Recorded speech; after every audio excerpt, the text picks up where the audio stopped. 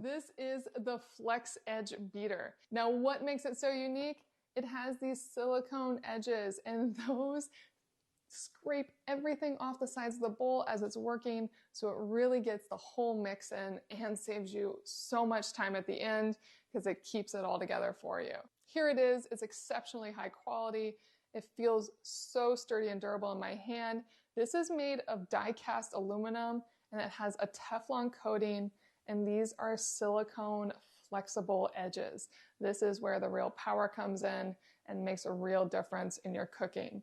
It has the same attachment as any KitchenAid attachment does, and let me show you. You can hear it's kind of paddling on the sides. It's a little more noisy, and there's good reason for that. That noise you're hearing is actually the silicone flapping on the sides and pulling everything off of them.